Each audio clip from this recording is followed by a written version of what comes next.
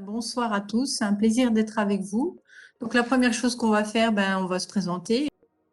Moi, je suis Anne Collen, responsable de la spécialité mécanique, et je suis accompagnée de Clara et je vais la laisser se présenter. Enchantée, je suis Clara Lefebvre, donc étudiante en mécanique depuis 2019, il me semble. J'ai fait mes 2 premières années à Mulhouse et là je suis en train de faire ma dernière année en double diplomation gestion de projet à Chicoutimi au Québec. Que dire sur cette formation? C'est très intéressant. Que dire sur la formation en général? Donc moi j'avais un cursus qui était, on va dire, la voie classique basique pour aller en mécanique. C'est-à-dire que j'ai fait de l'ASI depuis que je suis en seconde à peu près. Donc voilà, voilà. Là je suis à l'ENSISA depuis 3 ans et il me reste le stage ingénieur de projet de fin d'études de 6 mois à faire à la fin de cette formation que je suis en train de faire qui se finira cet été. Merci Clara. Donc n'hésitez pas à poser des questions à Clara, en particulier sur son cursus si vous le voulez. Alors maintenant, je vais vous parler un petit peu de la spécialité. Donc la première question, c'est à quoi forme la spécialité mécanique? Donc en gros, dans notre spécialité mécanique à l'ENSISA, on s'intéresse du cahier des charges à la conception, à la fabrication de systèmes mécaniques qui sont pluritechniques et complexes. Donc ça revêt un certain nombre d'aspects et ça permet d'aboutir à un certain nombre de métiers derrière. Donc je vais vous énumérer maintenant. Donc, les deux métiers principaux auxquels vous êtes formés quand vous rentrez à l'ENSISA dans notre formation en mécanique, c'est ingénieur d'études et ingénieur méthode. Ingénieur d'études, c'est aussi ce qu'on appelle ingénieur en conception mécanique. C'est un ingénieur qui va travailler, comme son nom l'indique, à la conception d'un système mécanique. Donc, il va réfléchir à ce que demande le client et il va trouver des solutions pour donner au système sa forme, par exemple. L'ingénieur méthode, lui, c'est quelqu'un qui va travailler sur les aspects fabrication du système. Donc, il va réfléchir à quels moyens employer pour fabriquer, il va développer les moyens pour arriver à fabriquer le système mécanique. Donc, ça, c'est les deux grands métiers de base. Et après, il y a plein d'autres métiers qu'on peut faire quand on est ingénieur mécanique de l'ENSISA. Donc, par exemple, ingénieur en recherche et développement. Donc, ça, c'est un peu en lien avec la conception, mais ça peut être sur des choses plus pointues, sur des aspects matériaux, sur des aspects énergétiques, etc. On peut faire des métiers comme ingénieur en gestion de projet mécanique. Donc, Clara, par exemple, actuellement, elle se forme en gestion de projet pour être plus performante dans ce domaine-là que la formation NCISA lui permet de l'être. Et donc, elle pourra être parfaitement un ingénieur en gestion de projet mécanique. On peut être ingénieur amélioration continue. Donc, l'amélioration continue, ça consiste à travailler les process et leur évolution au sein de l'entreprise ou la qualité, donc à rechercher pour être toujours plus efficace au sein de l'entreprise. Donc, toujours dans le domaine de la mécanique, bien entendu. On peut être ingénieur en maintenance mécanique également. Donc, la maintenance, c'est ce qui consiste à faire que le système de production il soit toujours performant, qu'il tombe pas en panne, ou éventuellement comment mieux et plus rapidement le réparer quand il tombe en panne. Alors ces métiers-là, on peut les exercer dans plein d'entreprises différentes. J'ai mis quelques exemples, donc des entreprises liées à l'aéronautique, l'automobile, toutes les industries mécaniques. Donc les industries mécaniques, c'est par exemple celles qui fabriquent des composants mécaniques, hein. Il y a un exemple de roulement là sur la photo. Ça peut être également dans des industries liées à l'énergie, dans l'agroalimentaire aussi, la chimie, et j'ai mis 3 petits points parce qu'en fait, finalement, si on résume, un ingénieur mécanique, il peut se placer dans tout type d'entreprise. Alors, pas forcément pour être ingénieur conception. L'ingénieur mécanique, il va faire de la conception de produits mécaniques, mais par contre, pour ce qui est euh, de l'amélioration continue ou de la maintenance, dès lors qu'il y a une production, il y a de la mécanique, et donc un ingénieur mécanique peut être dans une entreprise. Toutes les petites images de produits que vous voyez là, c'est des exemples d'entreprises industrielles dans la périphérie de Mulhouse qui ont déjà pris nos étudiants soit en stage, soit qui les ont embauchés. Donc pour vous montrer qu'il y a des choses très très variées, comme par exemple les pâtes Valfleury. Alors, on a parlé un petit peu des métiers, sans forcément faire une liste tout à fait exhaustive. Maintenant, on peut parler un peu plus dans le détail du contenu de la formation. Donc, la formation d'ingénieur en mécanique, c'est en gros 2000 heures de formation sur 3 ans, avec des projets, des stages et un séjour à l'international. Alors, les enseignements qu'il y a dans ces 2000 heures de formation, ils sont, on va dire, en gros, de 5 types. Tout d'abord, il y a les enseignements de cœur de métier. Le cœur de métier, c'est vraiment tout ce qui concerne la mécanique au sens large du terme. Donc, c'est la CAO, conception assistée par ordinateur, la conception, l'étude des systèmes, toutes les matières de la mécanique, donc la mécanique des solides déformables, la mécanique des matériaux euh, non déformables, il y a toute la dynamique, la tribologie, les éléments finis, les matériaux et les traitements, et enfin tout ce qui est lié à la fabrication, fabrication assistée par ordinateur, les procédés de fabrication, l'impression 3D, la métrologie. Donc c'est en gros les différentes catégories de matières liées au cœur de métier. Un bon ingénieur en mécanique peut pas se contenter de faire du cœur de métier, il doit aussi apprendre plein d'autres choses s'il veut être efficace. J'ai dit tout à l'heure qu'un système mécanique, c'est pluritechnique. Donc, il y a des sciences pour l'ingénieur, donc de l'informatique, du traitement du signal, de l'automatique, de l'électronique, mais il y a aussi des mathématiques qui aident justement à travailler en traitement du signal, en automatique, mais aussi en éléments finis ou en CAO. En dehors de ces matières scientifiques, il y a tout ce qui est lié aux soft skills, donc tout ce qui est savoir-être, comment se comporter, etc. Et ça, à l'ENSISA, c'est réparti, on va dire, en 4 catégories. Donc, il y a des enseignements qui permettent de travailler à réussir son insertion professionnelle.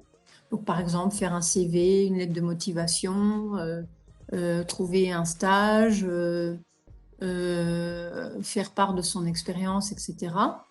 Il y a des enseignements qui sont liés à, on va dire, à l'entrepreneuriat, à entreprendre. Il y a des enseignements qui sont simplement liés à la connaissance de l'entreprise, comment une entreprise est organisée, le développement durable, ça c'est de construire ses valeurs. Il y a pas mal de visites, etc. Bon, ces derniers temps avec le Covid, les visites, il n'y en a pas eu beaucoup, mais voilà. Ensuite, il y a des enseignements qui sont liés à la construction de ces valeurs en tant qu'ingénieur. Donc là, typiquement, le développement durable, par exemple, est dans cette partie-là. À côté de ça, bien entendu, il y a des langues. Donc l'anglais est obligatoire et puis en option, il est possible de faire de l'allemand, de l'espagnol et il y a également d'autres possibilités via notre centre de langue. Alors ce qu'il faut savoir, c'est qu'on est privilégié à l'ENSISA puisqu'on a une enseignante d'allemand qui appartient à l'école. Et en espagnol, il y a des gens aussi en local qui font ça. Pour terminer, un petit point qui est à gauche, les enseignements qui sont en blanc, en fait, c'est des choses pour se spécialiser, alors qui sont plus ou moins liés au cœur de métier, mais en troisième année, c'est quand on reste à Mulhouse, on peut faire des enseignements vraiment particuliers. On a refondu complètement les options. Et donc, du coup, on peut piocher dans un certain nombre de matières. Je ne les ai pas toutes mis là, mais qui permettent de spécialiser, soit dans les procédés, soit dans la simulation numérique, soit dans les composites, etc. Donc, voilà pour les enseignements. Alors ça peut être fait via des choses classiques en cours, TD et travaux pratiques. Mais dans notre formation, en fait, on a un certain nombre de projets. Donc, on a des projets disciplinaires, par exemple en informatique, le projet Crémois qui est un petit projet de conception en première année. Il y a un projet en éléments finis, hein, par exemple. Et puis après, on a par année un projet qu'on va dire pluridisciplinaire. Donc en première année, c'est un projet qui se fait par groupe de 3 ou 4 étudiants d'environ 40 heures pour découvrir et tester, donc sur des thématiques en lien avec le cœur de métier. Donc ça peut être lié à la fabrication, ça peut être lié à la mécanique des fluides, à la mécanique des composites, etc. Je vais parler du projet de troisième année. Donc ce projet-là, il dure environ 150 heures, il est fait en binôme et c'est soit des thématiques industrielles, soit des thématiques de recherche, puisque comme on est une école d'ingénieurs, on a dans notre école 2 laboratoires de recherche et les projets de troisième année peuvent être en lien avec ces thématiques. Donc, dans ces thématiques de troisième année, cette année, par exemple, on a un groupe, un binôme qui a travaillé à concevoir un système pour relier des grumes de bois pour une entreprise qui fabrique les câbles dans la région. On a un autre groupe qui a travaillé à des recherches de moteurs alternatifs aux moteurs diesel pour des gros systèmes de concassage de cailloux dans les mines. Ça, c'est des thématiques industrielles. Et puis, dans le domaine de la recherche, ben, c'était beaucoup des projets en lien avec le développement des travaux de recherche sur les composites. Donc, il y a par exemple eu la modélisation CAO pour un système de fabrication de composites. Voilà, donc ça c'était le projet de troisième année. Et maintenant, on va parler un petit peu du projet de deuxième année. Donc celui-là, il fait 130 heures, il est par groupe de 10 à 12, mais je vais laisser Clara en parler un petit peu puisqu'elle l'a fait l'année dernière. Malgré le Covid, il a pu se passer à peu près normalement. Et voilà, donc Clara, elle va en parler un petit peu. Ok, super. Donc, quand on arrive en deuxième année, on a le projet de deuxième année qui arrive. Ce projet, cette année-là, on nous a dit qu'on allait concevoir un orgue de barbarie de A à Z. Donc pour ça, on nous place par des équipes de 14-15, selon comment la classe est faite. Et on va passer toutes les phases de la conception. C'est-à-dire qu'on va d'abord devoir imaginer comment le faire de nous-mêmes. Ensuite, on va devoir en faire une première ébauche en CAO pour avoir un peu une idée de comment ça va s'articuler. Et ensuite, avec les enseignements qu'on a eus l'année précédente et puis même au cours de l'année, on va apprendre à faire euh, en fait la conception 3D entière du produit en respectant des règles qui sont nécessaires et très utiles, euh, comme le top to down par exemple. Cette conception a été faite. Super, on va pouvoir le fabriquer pour de vrai. C'est la partie la plus rigolote. C'est-à-dire qu'on retourne sur les machines qu'on avait entrevues l'année précédente. Et là, on va prendre des machines 3 axes ou des 5 axes, etc. Et on va prendre nos pièces, on va les usiner pour pouvoir les fabriquer au final. Là, actuellement, vous n'avez pas de photo sur la diapositive de l'orgue. Je pense qu'il est visible à l'ANSYSA, si je ne me trompe pas. Et donc, on a tous il y avait 4 équipes. Donc, 4 équipes égale 4 petites affiches de présentation. Là, vous avez celle de mon équipe en face de vous. Et on avait donc chacun fait un orgue qui fonctionne. Je suis partie avant, comme j'étais en stage pendant 2 mois, mais il a été réalisé jusqu'au bout. Donc c'est toujours très stimulant en fait de prendre part à un projet et puis de cette partie-là où en fait on concrétise un peu les apprentissages. Donc je sais pas si je peux dire autre chose, ça me paraît pas mal. Ben, on attendra les questions après. Merci Clara. Donc effectivement, c'est un projet vraiment sur le cœur de métier qui permet, je dirais, de mettre en pratique et de synthétiser les enseignements du cœur de métier de première et de deuxième année. Donc en plus des projets, donc il y a un certain nombre de stages à réaliser. Il y a le contrat pro et la mobilité, donc je vais en parler un petit peu. Donc pour ce qui concerne les stages en spécialité mécanique, on peut dire il y a également un stage par année. Le stage de première année, c'est 4 semaines minimum pour la découverte de l'entreprise.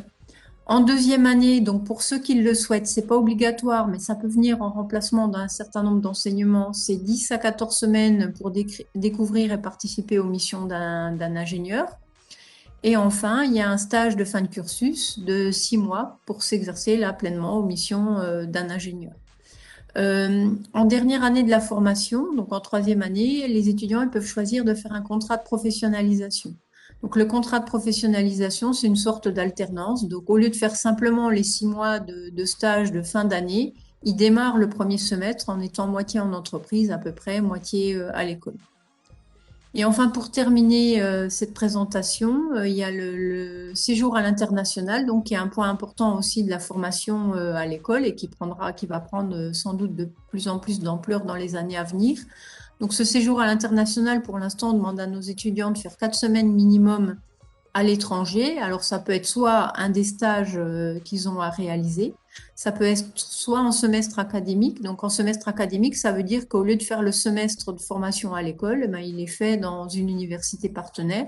Donc, soit en Europe via Erasmus+, soit au Québec via la BCI, soit chez d'autres partenaires. Donc cette année, on a un certain nombre qui vont partir au Japon, par exemple. Donc ça, c'est juste un semestre qui peut être de 4 à 6 mois, hein, suivant les pays dans lesquels on va. Et puis, sinon, on peut faire comme Clara a fait, on peut partir en dernière année en double diplôme. Alors, les doubles diplômes, il y en a de différents types. En spécialité mécanique, ce qui se fait beaucoup pour le moment, c'est le double diplôme avec l'UQAC. On en a un avec les Nîmes de Monastir. L'UQAC, c'est à Chicoutimi, au Québec, hein, avec deux possibilités. Soit on fait un diplôme en gestion de projet en complément de son diplôme d'ingénieur en mécanique, soit on fait une maîtrise en ingénierie en complément. Et là, on a un double diplôme qui vient de s'ouvrir euh, pour une autre université au Québec qui s'appelle ETS. Voilà. Donc, ben, j'en ai terminé. Donc, si vous avez des questions, on est tout à fait prêtes, Clara et moi, pour y répondre.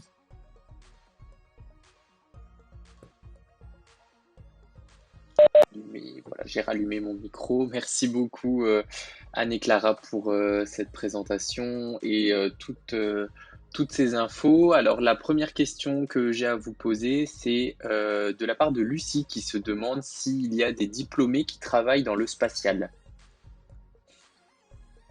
Alors, à ma connaissance, j'en connais pas. Alors, pas, enfin, ça dépend ce qu'elle appelle dans le spatial. Je pourrais dire qu'il y en a. Par exemple, il y a à Cernay une entreprise qui s'appelle, j'ai un gros trou là, j'ai oublié le nom. Et ils fabriquent notamment des pièces en caoutchouc pour le domaine spatial, pour des fusées. J'ai oublié le nom, ça me reviendra peut-être. Donc, bon, on a des étudiants qui ont été embauchés dans cette entreprise. Ah, c'est Teclam, ça y est, je me rappelle, c'est Teclam, à Cernay. Mais c'est pas, j'imagine que Lucie pensait pas à ce type d'entreprise. Après, le principe de formation s'oppose pas. Il se trouve qu'on n'a pas beaucoup de diplômés par an et pour l'instant, ça s'est pas trouvé. Et il y a une chose qu'on peut dire quand même, c'est que nos élèves, nos diplômés sont pas spécialisés en thermique et en fluide.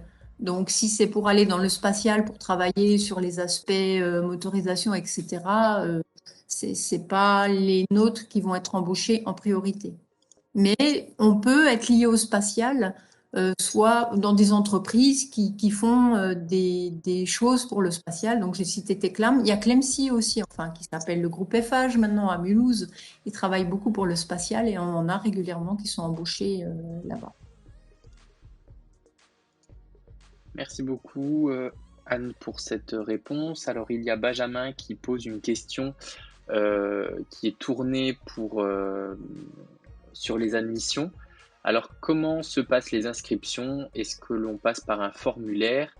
Il sait que en apprentissage, c'est avec l'IT2I que ça se passe, mais sur le site, il n'a pas trouvé de réponse à sa question. Donc voilà, est-ce qu'on peut lui répondre? Alors moi je peux répondre. Enfin, ce qu'il faudrait que Benjamin nous dise, c'est est-ce qu'il en est au niveau bac pour le moment ou il est à bac plus 2 déjà? Ça, c'est la première question pour bien répondre. Et après, pour l'IT2I, alors on est d'accord que ça ne concerne pas la spécialité mécanique, mais on va répondre quand même, bien sûr, hein. Pour l'IT2I, c'est génie industriel qui est concerné comme formation. Et il faut faire un dossier à l'IT2I s'il a un bac plus 2 normal, on va dire. Et il y a un petit concours à passer avec des écrits et ensuite, enfin, c'est d'abord un dossier, ensuite des écrits et ensuite un job dating pour trouver une entreprise. C'est ça, parce que du coup, il faut bien distinguer la spécialité génie industriel et la spécialité mécanique, qui ne recrutent pas de la même manière, étant donné que génie industriel se passe exclusivement en alternance sur les 3 ans, alors C'est que ça. la mécanique se passe en formation continue, sauf pour la troisième année qui peut se faire sous contrat de professionnalisation. Et donc là, c'est encore un autre. On est déjà intégré dans la spécialité, donc on n'a pas besoin de passer par l'IT2I pour remplir le formulaire. Tout Donc je ne à sais pas fait. si ça répond à la question de Benjamin. En tout cas, s'il a besoin de plus de précision, il peut toujours nous demander dans le chat. Je vais passer à la prochaine question, qui est donc celle de Lucie, qui rejoint un petit peu la réponse avec l'idée de Z, c'est qu'elle se pose la question, quelle est la différence entre l'apprentissage et le contrat de professionnalisation? Alors, du point de vue de l'étudiant, c'est un peu semblable. La différence, c'est que le contrat de professionnalisation, c'est une seule année en dernière année de formation, alors que l'apprentissage en génie industriel, c'est 3 années du cycle ingénieur. On a aussi de l'apprentissage en informatique à l'école, c'est 2 années du cycle ingénieur. Donc voilà les différences pour l'étudiant. Après, pour les entreprises, la différence entre l'apprentissage et le contrat de professionnalisation, c'est le financement. C'est-à-dire qu'ils seront mieux financés si c'est de l'apprentissage que si c'est un contrat pro. Mais ce qu'il faut retenir pour vous, les jeunes, c'est que contrat pro, c'est une seule année, la dernière année de la formation. Apprentissage, c'est normalement l'intégralité de la formation, 3 ans. Merci beaucoup Anne pour cette réponse. Alors ensuite nous avons Ewan qui est en terminale et il demande quel est le niveau d'anglais requis pour rejoindre l'école. Pour rejoindre à partir de la terminale, rien de particulier dans le sens que vos notes seront prises et seront mises dans une moulinette sur Parcoursup via le groupe INSA. Pour être diplômé, il faut un niveau B2 avec un TOEIC. Donc, après, c'est votre marge de progression entre l'entrée et la sortie. Merci beaucoup. Alors ensuite, Lucie demande s'il y a des challenges pour les étudiants. Alors, est-ce que Clara veut répondre? Alors, ça dépend ce que mademoiselle entend par challenge. Vous prenez la définition que vous voulez. Si c'est justement, si c'est des challenges dans le sens des challenges scolaires, est-ce que c'est difficile? Tout dépend de quelles sont tes forces, tes faiblesses et en quoi tu donnes de l'énergie. C'est une réponse assez floue, mais au final, ça répond pas mal. Et après, si c'est des challenges plutôt vie étudiante, etc., la vie étudiante est pas mal, hors Covid, bien sûr. On a le 4L Trophy. On a aussi une participation assez récurrente à un, un week-end étudiant de sportif qui s'appelle le TOS, où en gros tous les sportifs ou cheer de l'école vont passer un week-end pour faire des petits concours, etc. En termes de challenge, il me semble qu'il y a aussi des LAN, c'est des week-ends informatiques. Quelle que soit ta formation, que tu sois en informatique ou en mécanique ou même en textile, tu passes le week-end à faire un petit projet. Il me semble qu'il y a une période aussi avec des projets sur un week-end. Donc, en fait, les challenges, c'est des choses qui sont vivantes et ils existent parce que les gens veulent qu'ils existent. Donc, si tu veux qu'un challenge existe à l'ENSISA, tu peux très bien venir et le créer toi-même. Et puis, il y a plein qui existent déjà. Voilà. Alors effectivement, je complète, il y en a beaucoup qui existent. Il n'y a pas de challenge à proprement parler dans la formation, parce qu'elle est déjà pleine, la formation, mais effectivement, il y a plein d'événements en plus qui d'ailleurs peuvent rapporter éventuellement un petit bonus par-ci, par-là, qui peuvent être faits par les étudiants. Clara, elle a donné des exemples. Il y en a un aussi, c'est le Alsace Tech, le concours Alsace Tech aussi, qui peut être un challenge qu'on fait pour développer quelque chose. Et l'intérêt de ces choses, comme Clara l'a dit, c'est qu'en fait, c'est pas à l'intérieur de la spécialité, donc du coup, ça permet de rencontrer d'autres personnes et de travailler avec des gens d'autres domaines. Voilà. Et on constitue ces équipes soi-même, et donc il y a plein de choses qui sont possibles, quoi. Alors ça s'appelle pas forcément des challenges, hein, ça peut être des hackathons, ça a plein de noms divers et variés. Mais il y en a pas mal, ouais, il y en a régulièrement. Merci beaucoup à vous deux pour cette réponse. Du coup, Lucie avait bien précisé ensuite, par la suite des réponses, que c'était des challenges inter-écoles. Donc, comme en a parlé Anne, l'ENSISA fait partie du groupe Alsace Tech, qui est donc une réunion des 14 grandes écoles d'ingénieurs de management et de design d'Alsace. Et le groupe Alsace Tech organise des challenges inter-écoles où justement l'avantage c'est que les ingénieurs peuvent se retrouver face à des designers ou des managers et du coup monter des projets ensemble. Donc c'est ce qui est intéressant. Alors, j'ai une question qui se tourne vers le recrutement et l'admission. Donc, si Marie-Claude m'entend, je pense qu'elle va pouvoir nous aider. Du coup, c'est Benjamin qui a posé une question tout à l'heure et qui en dit un peu plus sur son profil. Donc, il a un bac+2 DUT GMP.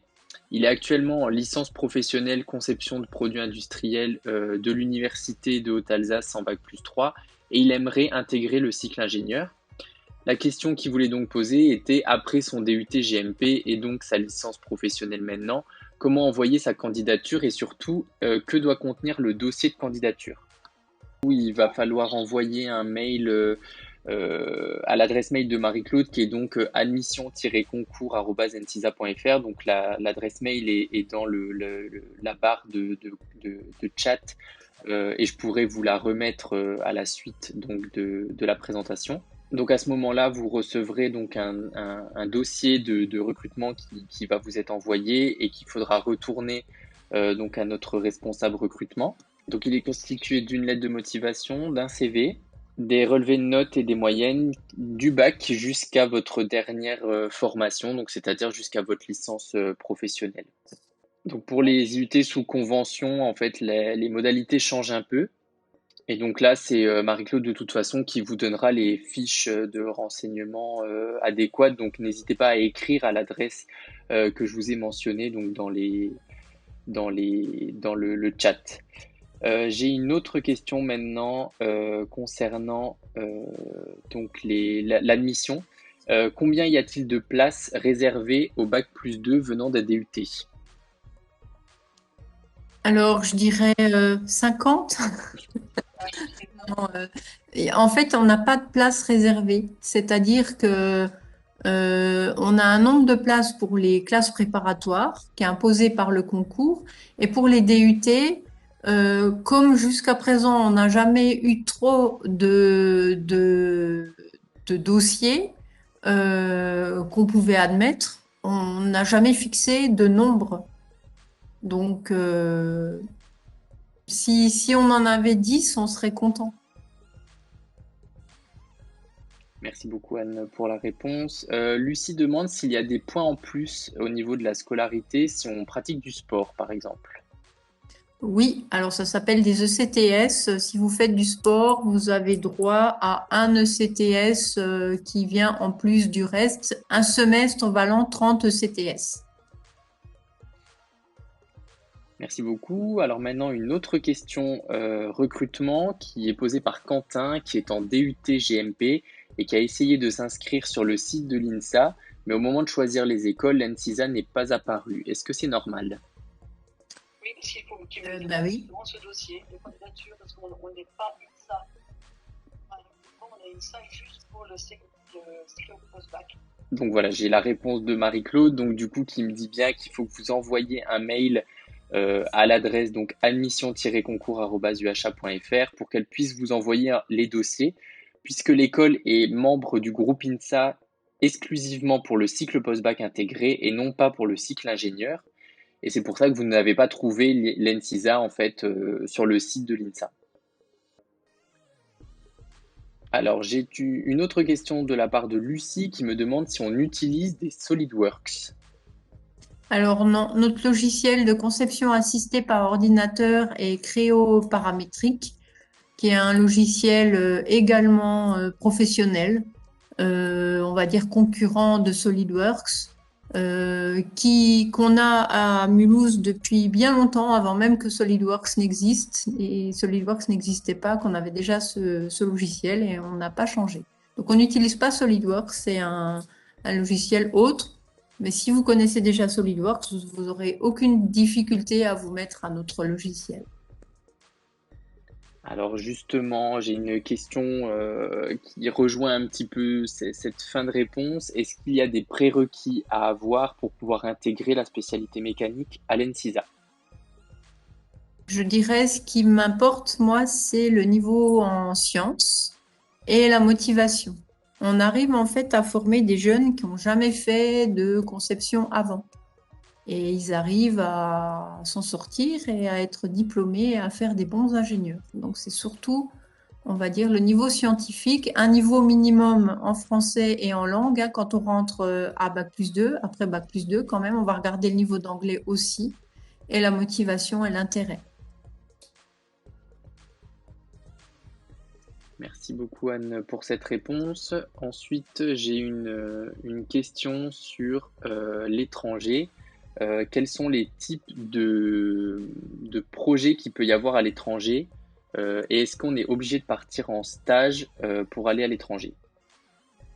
Alors pour l'instant, non, on n'est pas obligé de partir en stage. Ça peut être soit un semestre de formation, soit un double diplôme, ou soit on peut aller faire un job à l'étranger pendant 4 semaines. Si on va faire un job à l'étranger pendant 4 semaines, ça peut compter actuellement pour le séjour à l'international.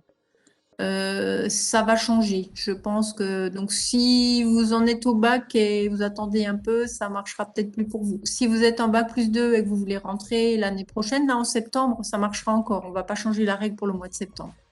Ça sera pour après, je pense. Et par rapport au projet, alors là, j'ai pas bien compris la question. Bah, peut-être qu'en répondant qu'on peut faire un job autre, ça répond à la question. Je ne sais pas. Merci beaucoup Anne pour cette réponse. Alors c'était la dernière question que j'avais dans le chat. Je ne sais pas s'il y a une dernière question qui va arriver entre-temps. En tout cas, je voulais toutes vous remercier pour cette visio et remercier également tous les participants qui ont bien voulu jouer le jeu et poser leurs questions. Donc merci beaucoup Anne pour cette présentation. Merci Clara et Marie-Claude pour vos réponses.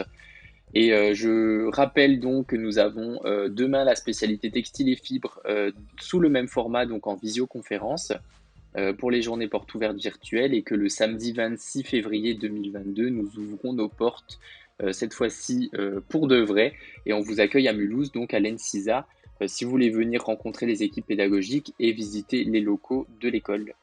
Donc je vous propose de clôturer cette visioconférence et de vous inviter, si vous avez la moindre question, à écrire à admission-concours@ensisa.fr et à nous suivre sur les réseaux sociaux si vous ne voulez pas louper les actualités de l'école. Donc merci encore Anne, Clara et Marie-Claude pour votre présence ce soir. Merci Florian pour ton animation et merci Clara d'avoir été là avec nous.